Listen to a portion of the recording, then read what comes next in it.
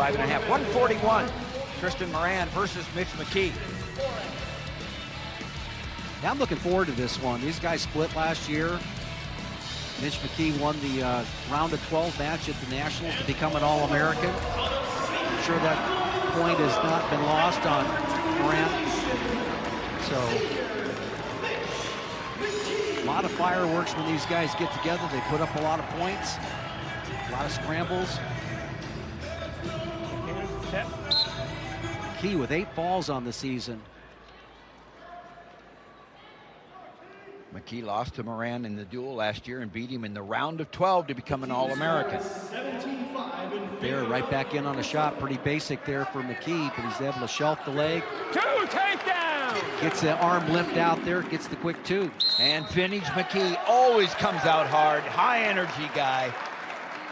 You know, he comes out hard, but I rarely see him get worn out. Green, hold until I tell you. Hold until I tell you. Set red. On top.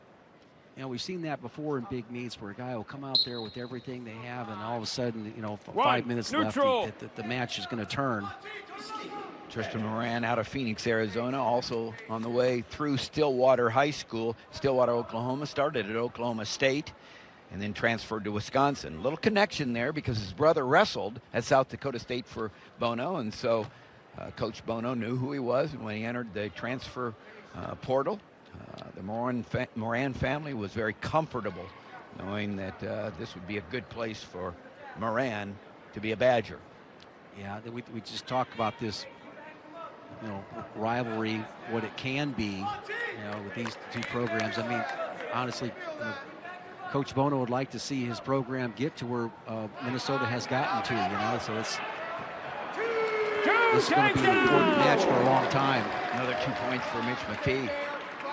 Out in front, 4-1. 2 quick takedowns for the Gopher. Gophers are on the board. They got 5 points by the technical fall. Still green, still green, still green. By Seth Gross. So it's 17-5 Gophers with 4 matches left. That's a great call by Angel Rivera. The hand was all the way around to the far hip here. Waited till that was released. A lot of times you see officials will give that call a little bit early. And he really hasn't really gained control. Now McKee back in on this position here with the underhook. Now he's going to try to shelf that right ankle. Nope, no, stop. Now he's neutral. going to get the potentially dangerous call. Still anybody's match, though. Set.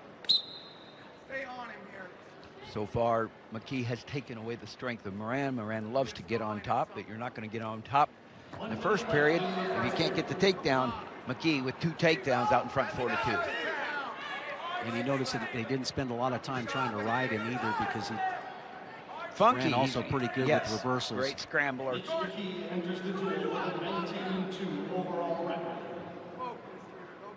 And when in talking to Brandon Eggum on the call, he basically said that we'd like to see Mitchell become more basic, you know, and then let those big moves kind of naturally flow into your wrestling.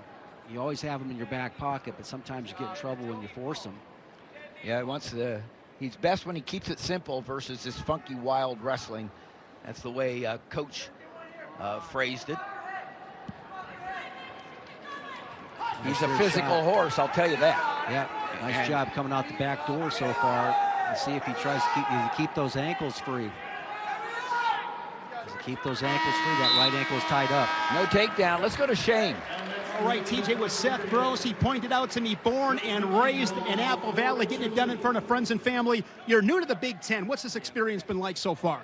It's amazing, and I think it's the best possible thing for my wrestling is just being able to go out there and wrestle top guys on a consistent basis. And, you know, Austin DeSanto, Sebastian Rivera, the list goes on at 133, and being able to butt heads with those guys on a regular basis versus seeing them a couple times a year at South Dakota, it's just gonna do nothing but elevate where I want to be with my wrestling and get me ready for where I want to eventually be.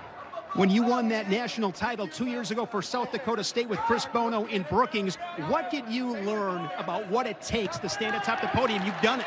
I'd say resiliency. I mean, you got to be able to deal with just a lot of adversity, especially when you get to the national tournament.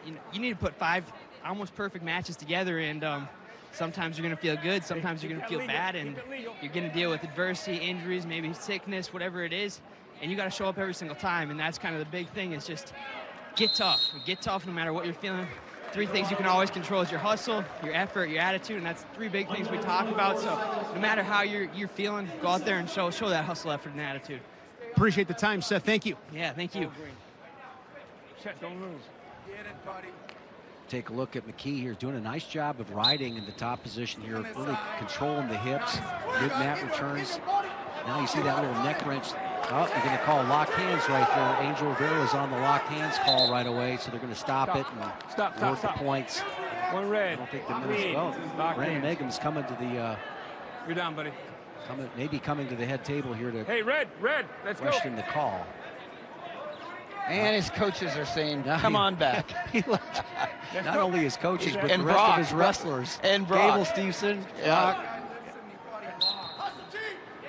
So the 1-point penalty for the locked hands makes it a 1-point match. Now all of a sudden, in front. Quick escape, Tim, and it's a tie. 1, 2, 3. Just doing a nice job of staying with him, though, isn't he? With staying tight to those hips.